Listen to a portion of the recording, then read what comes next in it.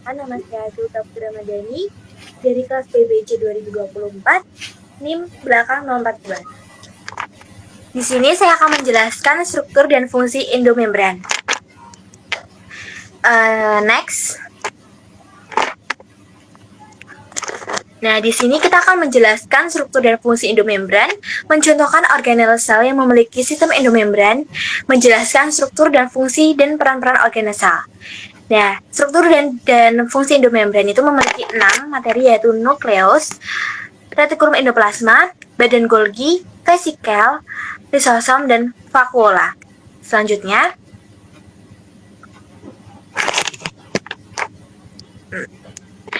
nah, kalian tahu nggak sih sistem endomembran itu apa? Sistem membran adalah himpunan membran yang membentuk unit fungsional dan perkembangan tunggal, baik yang terhubung bersama-sama secara langsung atau bertukar materi melalui transportasi vesikal. Nah, di sini sistem endomembran itu mencakup selubung nukleus, retikulum, endoplasma, badan Golgi, lisosom, dan berbagai jenis vakuola.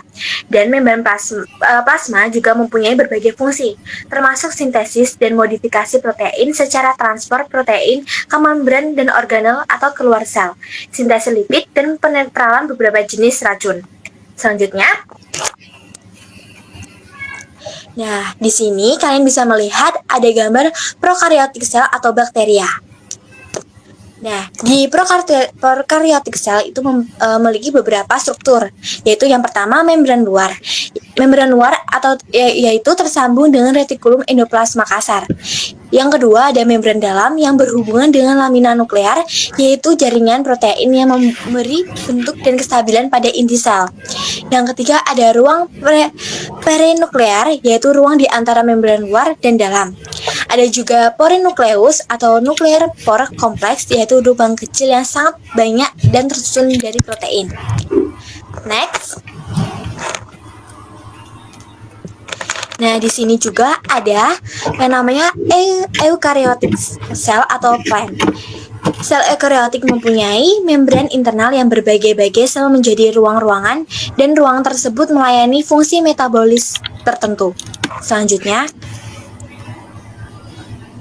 nah, di sini juga ada perbedaan sel hewan dan sel tumbuhan, pasti kalian sudah tahu. Jadi saya lanjutkan di next-nya. Nah, di sini seperti yang saya jelaskan tadi, nukleus itu mengandung sebagian besar gen yang mengontrol sel eukaryotik, yaitu selubung yang di nukleus itu juga melingkup yang namanya selubung nukleus, yaitu melingkup nukleus yang memisahkan isiannya dari sitoplasma. Dan selubung nukleus itu merupakan membran ganda yang memiliki ruangan yang dipisahkan sekitar 20-40 nm. Selanjutnya, dapat kita lihat, ini adalah gambar nukleus. Dari strukturnya sudah saya jelaskan juga, terdapat nukleus, ribosom. Next. Nah, di membran nukleus itu ada membran luar dan dalam, yaitu juga mempunyai lamina nukleus dan porinukleus yang berfungsi sebagai berkaitan erat dengan DNA nukleus, melindungi komponen-komponen yang ada di nukleus, memisahkan nukleus dengan isi sitoplasma, yaitu memisahkan dan juga memiliki kerangka struktural dari nukleus. Next. Nah, terdapat gambar nuklear atau nukleus, yaitu yang berwarna ungu itu nuklear envelope, yang warna hijau itu adalah nuklear lamina. Next. Nah, ini adalah yang merupakan nuklear envelope, yang juga strukturnya ada nuklear pori, nuklear envelope dengan endoplasma kasar, dan ada juga nukleus kromatik dan ribosom juga yang sudah saya jelaskan di awal tadi. Selanjutnya, nah, di sini ada nuklear membran. Ada sebentar. Dan di sini ada nuklear membran, ada outer membran, nuklear pori juga kompleks, terus nuklear envelope anatomi, inner membran, nuklear lamina, ribosom juga yang sudah saya jelaskan juga di awal tadi. Selanjutnya,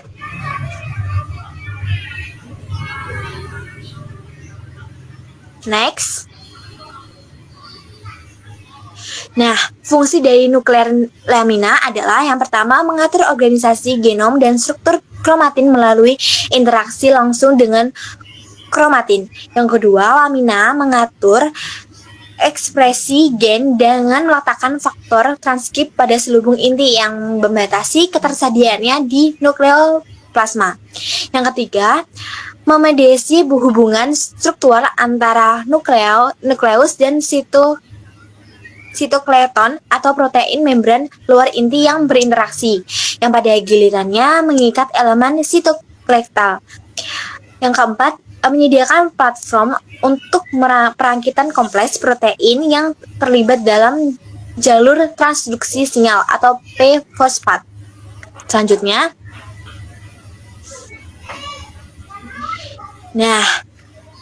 jadi di dalam endomembran itu memberikan stabilitas mekanis pada membran inti bagian dalam yang terlibat dalam penentuan posisi inti, struktur kromatin, organisasi prokompleks nuklir, pemecahan selubung inti, dan pemasangan kembali selama mitosis replikasi DNA, respons kerusakan DNA, perkembangan siklus sel, diferensiasi sel, polarisasi sel selama sel migrasi, dan kontrol transkrip. Nah, nukleus juga merupakan tempat komponen ribosom disintesis dan dirakit. Selanjutnya,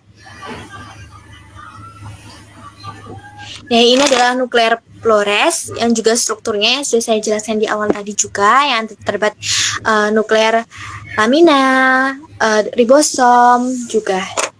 Selanjutnya, bagian-bagian pori nukleus itu ada 3, ya, adalah anulus mengelilingi bagian dalam pori, memanjang struktur seperti jeruji ke arah tengah. Yang kedua, kolumnar luminal atau luminal subunit dengan dibantu oleh protein transmembran, yaitu seluruh kompleks pori ke dalam selubung inti. Yang ketiga, ada fibrisitosol, yaitu memanjang dari kedua sisi kompleks dan berkumpul menjadi konfigurasi seperti keranjang di sisi inti kompleks. Next.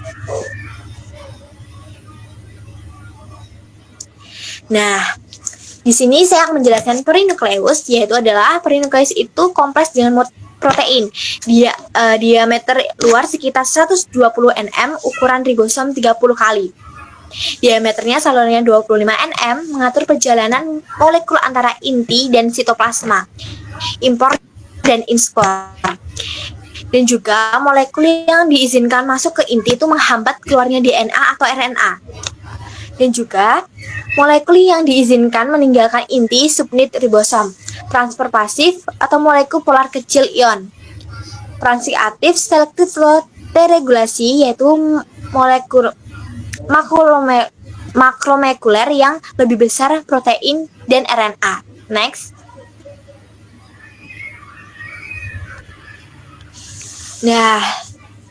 Next, retikulum endoplasmik.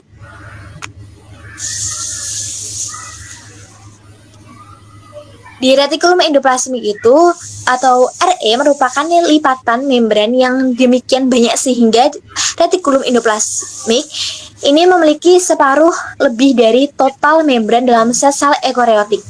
RE ini juga terdiri dari jaringan tabula dan gelembung membran yang disebut sinterne.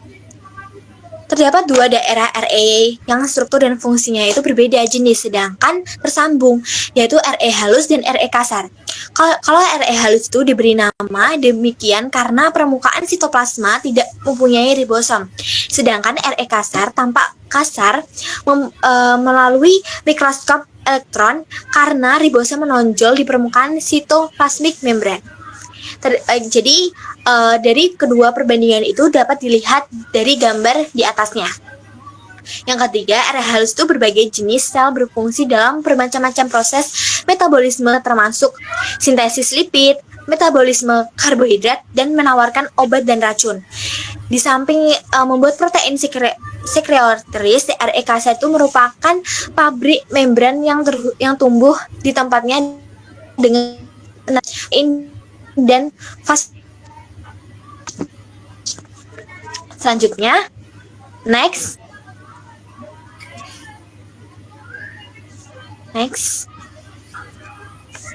Ribosom atau menyusun protein sel pada RE kasar, yaitu ribosom merupakan tempat sel membuat protein.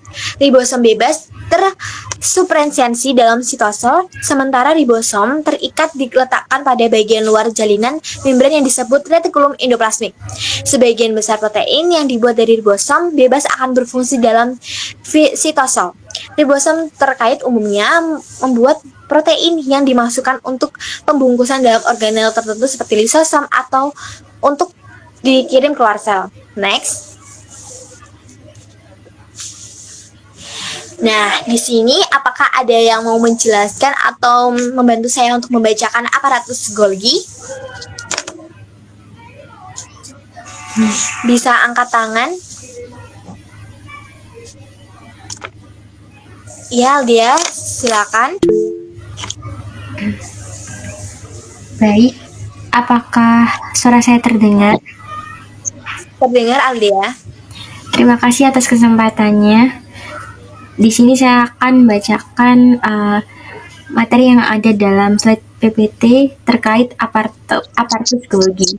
Jadi, aparatus Golgi ini sebagai pusat manufaktur atau pengubahan, pergudangan, penyortiran, dan pengiriman.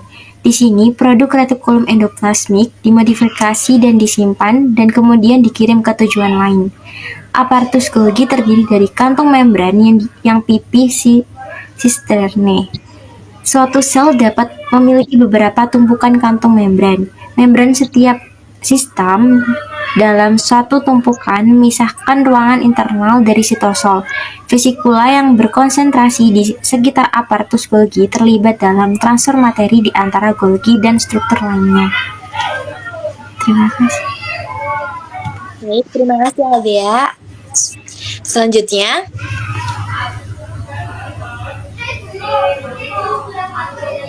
nah, ini adalah terdapat gambar Golgi aparatus. Nah, jadi di dalam sel itu kan ada jaringan-jaringan itu ya. Yaitu adalah Golgi atus.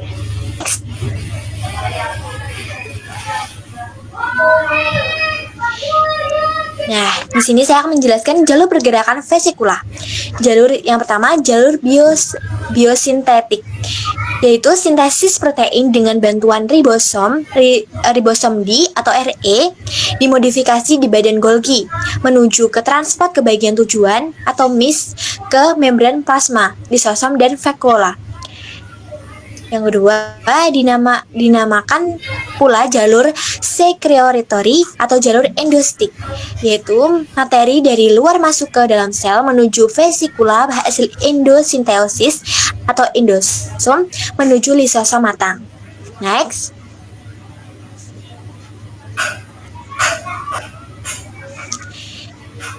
Nah,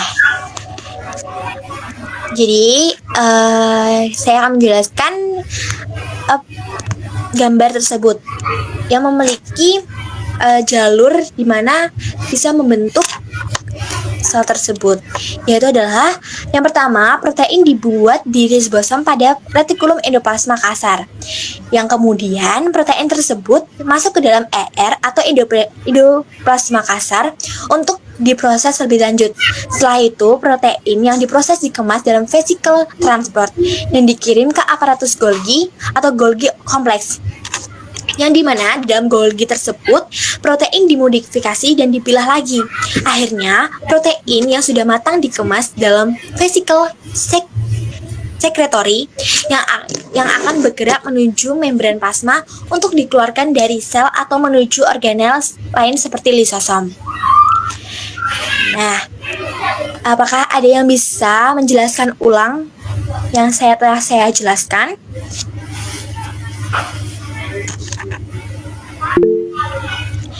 Baik, Risma, silakan.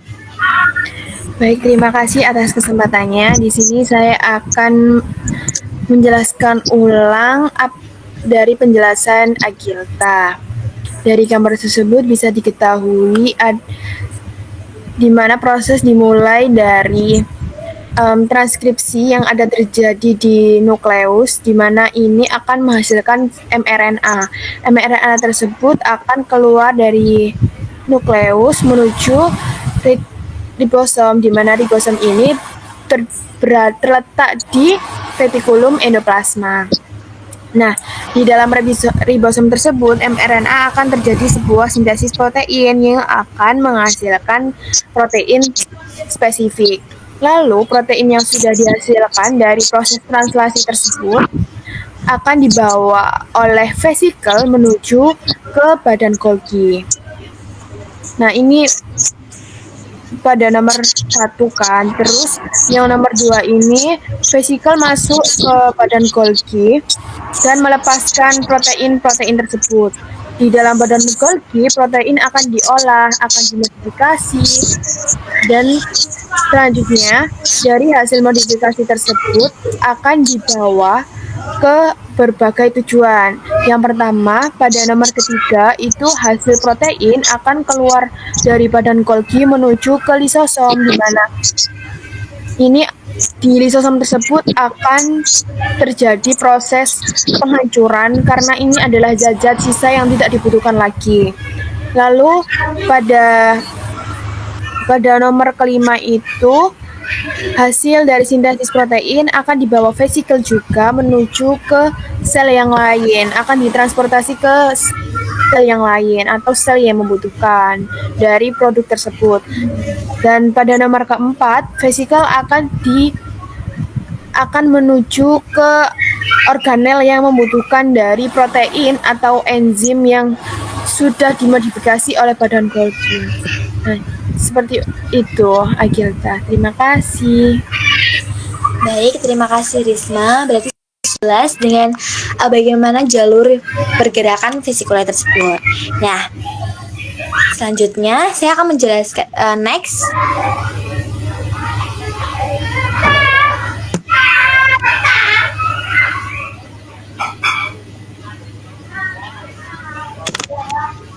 Nah, selanjutnya adalah jalur biosintesis atau sekretori.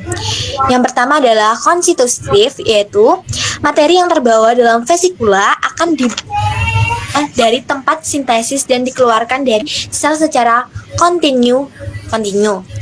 Materi untuk matriks ekstraseluler termasuk materi untuk pembentukan dinding sel. Yang kedua, materi untuk membran sel. Yang kedua, regulatif, materi yang akan dikeluarkan dari sel disimpan dahulu dalam vesikula di dalam sel. Materi akan dikeluarkan bila ada stimulus yang sesuai. Contohnya, sel saraf yang pengeluaran neurotransmitter atau sel pankreas mengeluarkan enzim pencernaan sel endokrin melepaskan hormon. Selanjutnya adalah vakula. Nah, vakula dan vasikula itu merupakan kantung terikat membran di dalam sel, tetapi vakula lebih besar daripada vesikula. Yang kedua, vakula itu mempunyai berbagai macam fungsi dalam memelihara sel. Misalnya, vakula makanan yang dibentuk oleh fagositosis, vakula kontraktil yang dimiliki oleh protista air tawar yang memompa air berlebih keluar dari sel. Nah, sel tumbuhan dewasa ini umumnya mengandung satu vakula sentral besar yang dibungkus oleh membran yang disebut tonoplas yang merupakan bagian dari sistem endomembrannya. Selanjutnya adalah vakula sel tumbuhan merupakan ruangan yang serbaguna. Jadi vakula ini merupakan tempat menyimpan senyawa organik seperti protein, juga merupakan tempat pertumbuhan ion organik yang utama dari sel tumbuhan seperti kalium dan klorida. Next.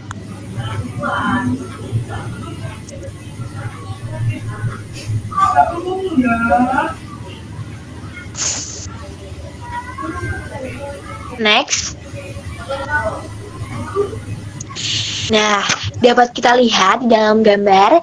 Jadi ada sentral vakula, yaitu yang ditunjuk warna merah dan kecil, itu namanya adalah mitokondria.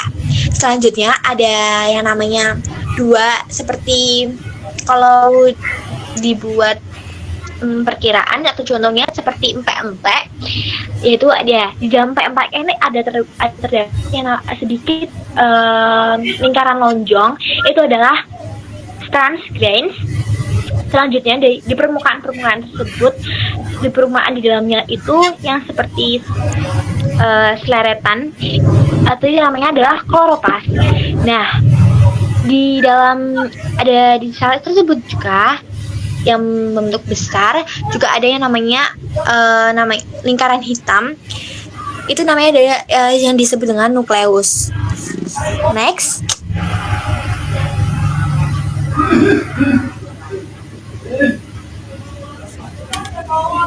Nah, jadi saya banyak sel tumbuhan juga deh. Tadi kan bahas sel tumbuhan ya. Jadi saya juga akan bahas banyak sel tumbuhan menggunakan vakulanya, seperti tempat pembuangan produk samping, metabolisme yang akan membahayakan sel itu sendiri jika produk samping terakumulasi dalam sitosol.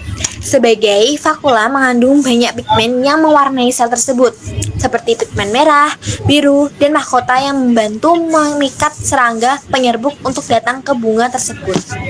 Vakula juga membantu melindungi tumbuhan melawan pemangsanya, karena mengandung senyawa yang beracun atau beraroma tak sedap bagi hewan. Next.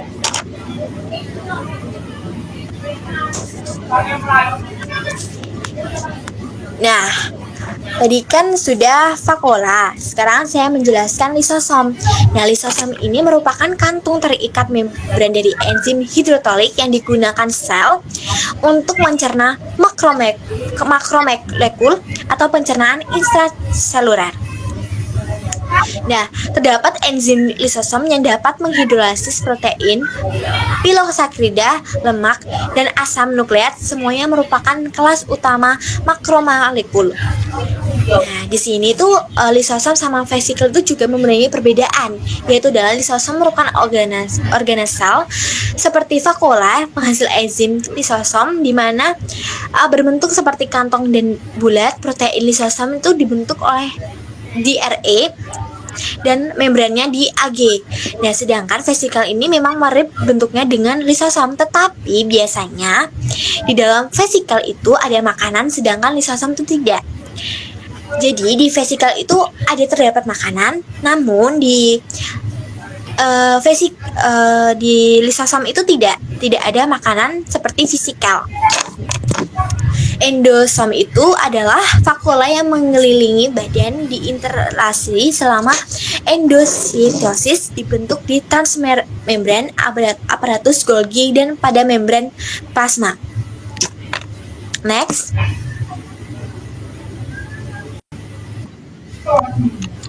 Nah, terdapat gambar juga. Jadi, ini adalah pembentukan lisosom dan aktivitasnya. Yang pertama, lisosom primer itu dihasilkan oleh badan Golgi.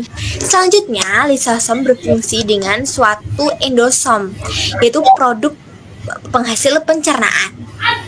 Nah, selanjutnya tuh ada molekul-molekul kecil hasil pencernaan berdifusi ke dalam sitoplasma. Jadi, pencernaan partikel makanan, juga partikel makanan itu ditelan oleh endositosis. Selanjutnya adalah materi yang tidak dicerna dibuang keluar sel saat terjadi fusi partikel dengan membran plasma. Jadi itu kuning agak besar itu lingkungan itu adalah lingkungan ekstraseluler, yaitu terdapat juga membran plasma dan ada partikel-partikel makanannya. Nah, sudah selesai penjelasan dari saya tentang struktur dan fungsi endomembran. Sekian dari penjelasan saya. Jika ada yang ditanyakan, silakan saya bisa ditanyakan oleh saya. Terima kasih. Wassalamualaikum warahmatullahi wabarakatuh. Waalaikumsalam warahmatullahi wabarakatuh. Terima kasih. Sama-sama.